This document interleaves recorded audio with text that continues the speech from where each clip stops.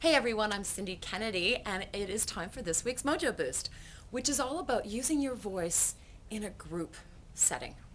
Now, I have a saying: if your bum is in a seat, then your voice has a place to speak.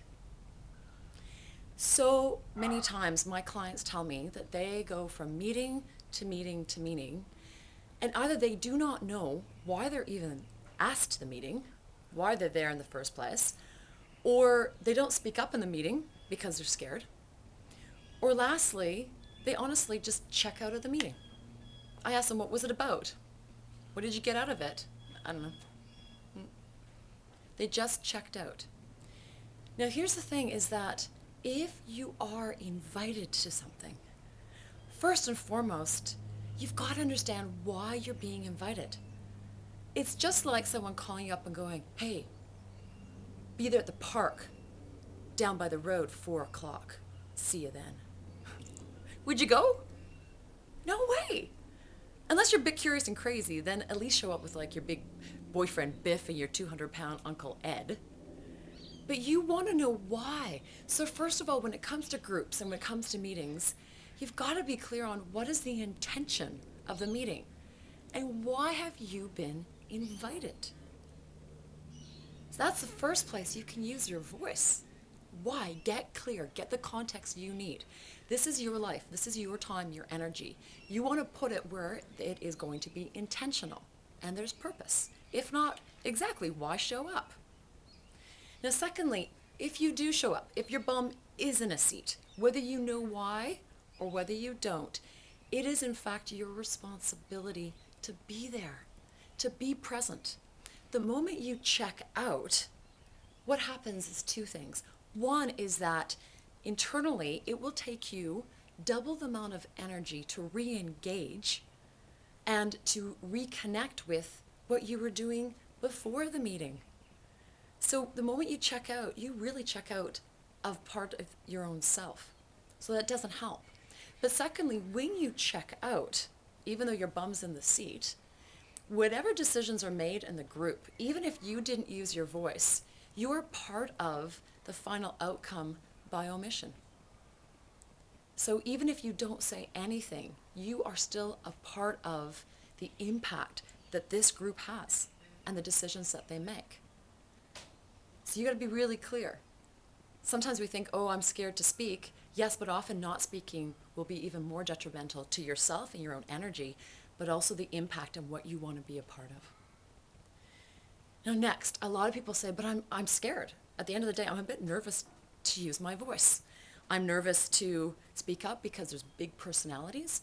I'm nervous because I'm not as knowledgeable as other people, or I'm new in the role, or I'm more junior and other people are more senior and more experienced than me. Again, when you get the context of why you've been invited, you have a seat at the table. I'm going to ask you to check every one of those fears of not knowing enough, not being more experienced enough, even being scared. You can pick them up at the end of the meeting. Check them at the door.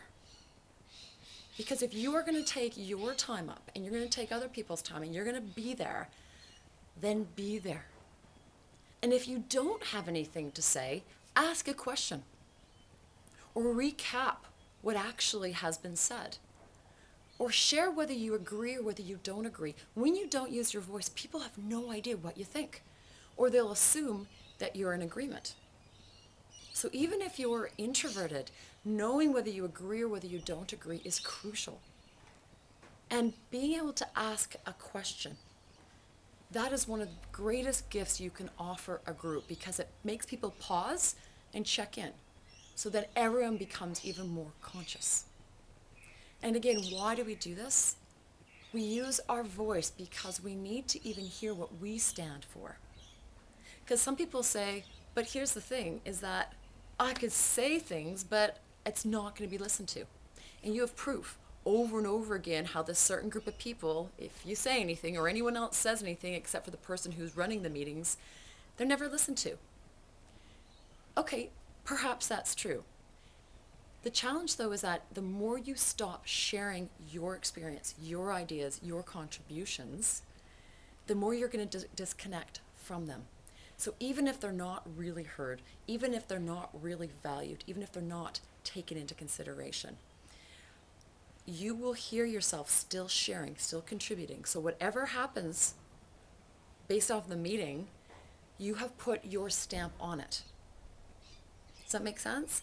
So you put your stamp on it, but also you haven't held yourself back. And the worst thing for any of us is feeling like we left a meeting never really having been there, never really having been present. And like I said before, it requires double the amount of energy to re-engage and reconnect.